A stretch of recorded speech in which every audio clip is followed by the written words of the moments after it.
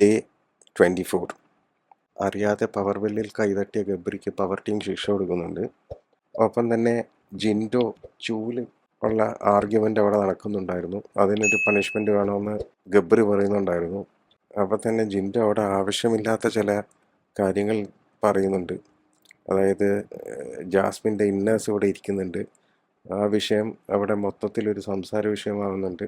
ഒരു കാര്യത്തിൽ ജാസ്മിൻ ഒരു മര്യാദ കാണിക്കാമായിരുന്നു. ഒന്നുകിൽ റൂമിൽ എവിടെയെങ്കിലും കൊണ്ട് വെച്ചിട്ട് വന്നാൽ മതിയായിരുന്നു. അത് അവിടെ തന്നെ വെക്കേണ്ട കാര്യമില്ലായിരുന്നു.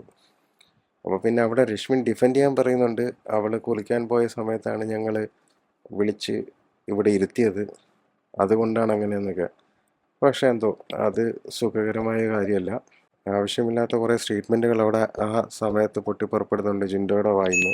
അപ്പോൾ തന്നെ യമനയും ഋഷിയും ജിൻഡോയെ സമാധാനിപ്പിക്കുന്നുണ്ട്. നിങ്ങൾ ദേഷ്യത്തിലാവുമ്പോൾ നിങ്ങളുടെ വായിക്കകത്തുനിന്ന് എന്തൊക്കെയാണ് വരുന്നതെന്ന് അറിയില്ല.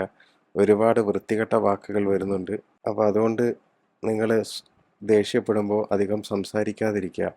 ഇതിനുശേഷവും വീണ്ടും ജിൻഡോയും ഗബ്രിയും തമ്മിലുള്ള ഫൈറ്റ് നടക്കുന്നുണ്ടായിരുന്നു. ഇതെല്ലാം കേട്ടിട്ട് വീണ്ടും ഗബ്രിയുമായിട്ട് ഫൈറ്റ് തുടരുകയാണ് ജിൻഡോ. ആ സമയം തന്നെ ജിൻഡോയുടെ വായിക്കകത്ത് ആവശ്യമില്ലാത്ത ചില വാക്കുകൾ വരികയും അതിൽ രശ്മിൻ ചാടി വന്നിട്ട് പറയുന്നുണ്ട്, തനിക്ക് മാത്രമല്ലടോ, എല്ലാവർക്കും അമ്മയുണ്ട്. അപ്പോൾ തന്നെ ബിഗ് ബോസ് ഗബ്രിയും ജിൻഡോയും വിളിപ്പിച്ച് കൺഫെഷൻ റൂമിൻ്റെ അകത്ത് വാണിംഗ് കൊടുക്കുന്നുണ്ട്. ഇവിടെ നടക്കുന്ന ഗെയിമിനെ നിങ്ങൾ വീട്ടുകാരെ കൊണ്ട് വെറുതെ ആവശ്യമില്ലാതെ ഇൻവോൾവ് ചെയ്യിക്കരുത്. മാന്യമായിട്ട് കളിക്കൂ ഗെയിം. ഇത് ബുദ്ധി കൊണ്ട് കളിക്കേണ്ട കാര്യമാണ്. അതുപോലെ മാന്യമായിട്ട് കളിക്കേണ്ട ഗെയിമാണ്.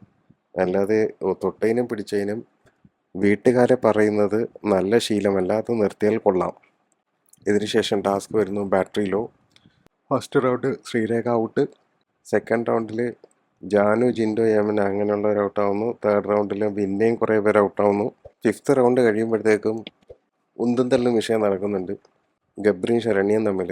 അപ്പം തന്നെ അകത്ത് പോയി ശരണ്യയെ അപ്സര വിളിച്ചുകൊണ്ട് വരുന്നുണ്ട്. കുറേ കഴിയുമ്പോഴത്തേക്കും യമുന പറയുന്നുണ്ട്, ഗെയിമിനെ ഗെയിമായിട്ട് കാണണം, അല്ലാതെ ഇത് ഈ ഗെയിം സമയത്ത് മനുഷ്യനെ മറന്നിട്ടുള്ള ഗെയിം കളിക്കാൻ പാടില്ല, അത് ശരിയുമല്ല.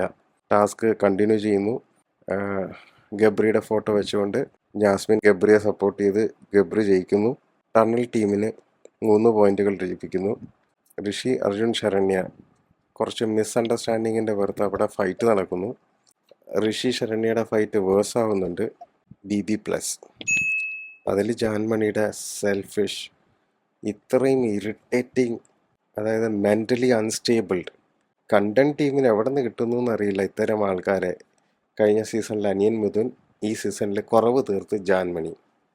എന്തൊക്കെയാണോ ഇത്. Anyways, moving on. ഡേ 25.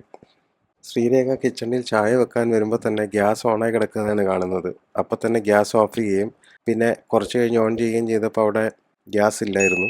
എന്നാൽ മണവുമില്ല. അപ്പോൾ യമുനടുത്ത് പറയുന്നുണ്ട്, ഗ്യാസ് കത്തുന്നില്ല കേട്ടോ എന്ന്.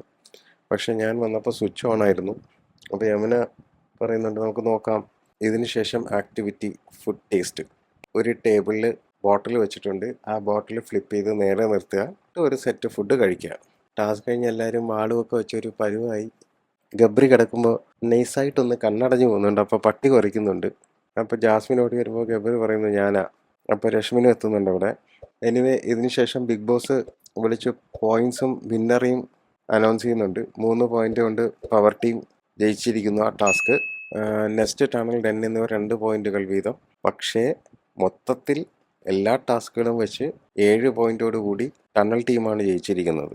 അതുകൊണ്ട് തന്നെ ടണൽ ടീമിൽ നിന്ന് ഒരാളായിരിക്കും ക്യാപ്റ്റൻ. ഇതിനുശേഷം അവിടെ പവർ ടീം ഉറങ്ങിയ ഗബ്രിക്ക് പണിഷ്മെൻ്റായിട്ട് നാളെ രാവിലെ ചുരിദാറും മേക്കപ്പ് ഇട്ട് നടക്കാനുള്ള പണിഷ്മെൻറ്റ് കൊടുക്കുന്നുണ്ട്. അതിനുശേഷം എല്ലാവരും കൂടി പാട്ട് പാടൽ ചടങ്ങുകൾ നോക്കുന്നുണ്ട്. മോഹൻലാൽ പറഞ്ഞ ക്രിയേറ്റീവ് സാധനം ഇപ്പോൾ പാട്ട് പാടി തകർക്കുകയാണ് ആൾക്കാരെല്ലാവരും കൂടി. ബിഗ് ബോസ് ഒന്ന് പറഞ്ഞാൽ നന്നായിരിക്കും, ഇത് സിംഗിങ് റിയാലിറ്റി ഷോ അല്ല, ഇത് ബുദ്ധിപരമായിട്ട് നിങ്ങൾ കളിക്കേണ്ട സാധനമാണ്. ഇതിൻ്റെ ഇടയിൽ എപ്പോഴും അടികൂടുന്നതിനെക്കാട്ടി കുറച്ച് പാട്ടുകളെങ്കിലും ജനങ്ങൾ കേൾക്കട്ടെ, അതാണ് നല്ലത്. കാരണം വാ തുറന്ന ഒരെണ്ണത്തിൻ്റെ വാ ശരിയല്ല. അപ്പം പിന്നെ പാട്ടാകുമ്പോൾ വേറെ പ്രശ്നമില്ലല്ലോ. അത് കഴിഞ്ഞതാ task, target, ignore, protect. Jasmine വന്ന് ആസ് യൂഷ്വൽ ജാസ്മിൻ്റെ കുറേ